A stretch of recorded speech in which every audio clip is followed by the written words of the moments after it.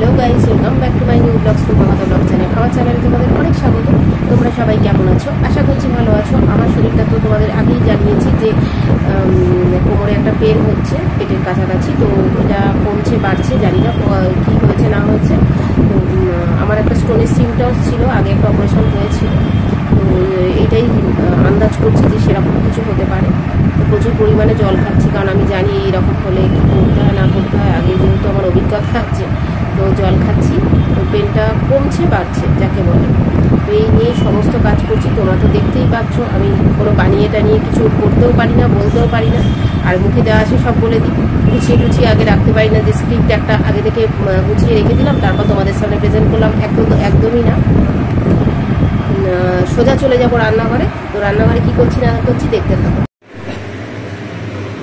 পনিরটা গরম জলে ভিজিয়ে রেখেছি। এটা মায়ের জন্য পনিরের তরকারি করা হবে। আর এখানে জিরেটাও ভিজিয়ে রেখেছি, জিরে গুঁড়োটা, জিরে আর আদা মিক্সড করা আছে। আর টমেটোটা ঘষে নেবো আজকে। আচ্ছা, আর চাউমিন মোটামুটি আমার হয়েই এসেছে। চাউমিনটা করব আর পনিরটা করব। তো এটা পনিরের আলু, অল্প করে আলু দেবো। আর চাউমিনটা আজকে তো নিরামিষ পুরোটাই করব।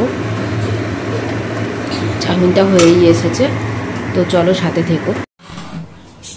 তো গাইস, চাউমিনটা হয়ে গেছে। এবার আমি বাসন যেগুলো আছে সেগুলো ধুয়ে নেবো।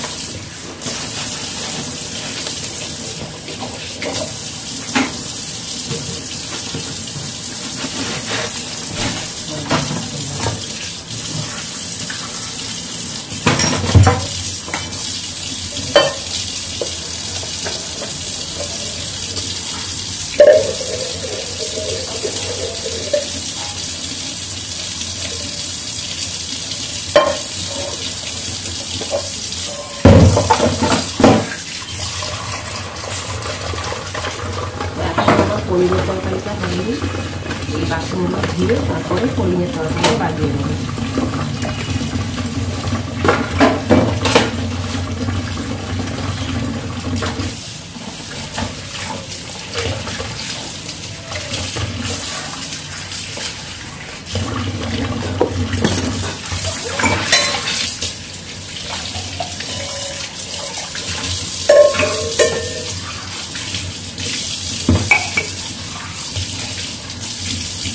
বাসনগুলো সব ধোয়া হয়ে গেছে।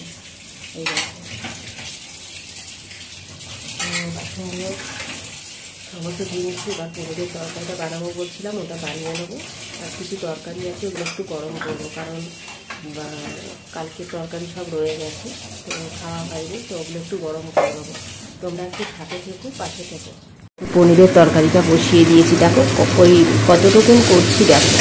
তোমরা দেখেই হয়তো হাসবে কেউ, এটা মায়ের জন্যই শুরু করছি।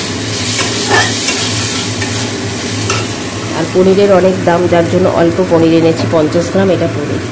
তোমরা কিন্তু কেউ হাসবে না, ঠিক আছে? আমার যেমন সামর্থ্য সেরকম এনেছি।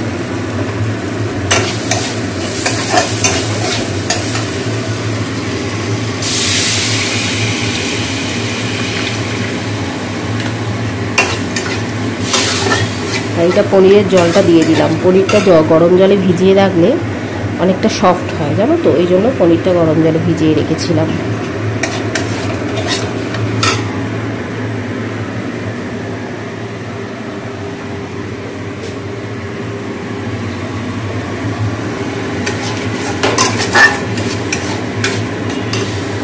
তো পনিরটা নামিয়ে ফেললাম।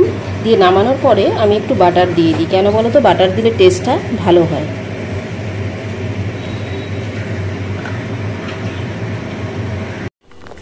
তো পনিরটা করার পরে দেখো ডাল এতটা রয়ে গেছিলো আগের দিনে, তো ফেলে দেবো না, ওই জন্য ভালো করে ফুটিয়ে নিচ্ছি। এটা সেদ্ধ ডাল, জানো তো, কোনো ফোড়ন দিইনি।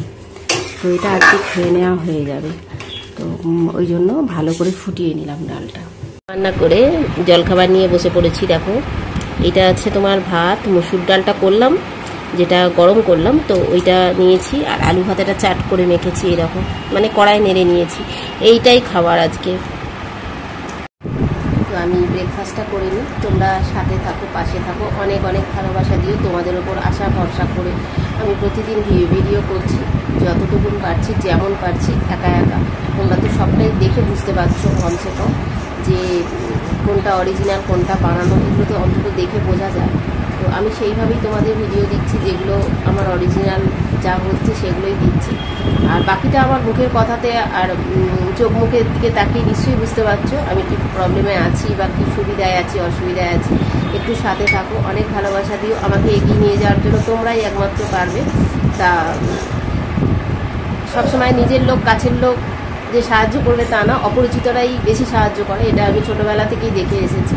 তো এখন তোমরাই আমার ভরসা, যে চ্যানেলটাকে যাতে সাকসেসফুলের দিকে এগিয়ে নিয়ে যেতে হয়, মানে এগিয়ে নিয়ে যাওয়া সম্ভব, সেটা তোমরাই একমাত্র পারবে। তো যারা আমার ভিডিওটা দেখছো, একটু সিরিয়াসভাবে দেখো ভিডিও, নিশ্চয়ই অনেক কিছু বুঝতে পারবে। একটু সাথে থাকো, আমি ব্রেকফাস্টটা করে দিই।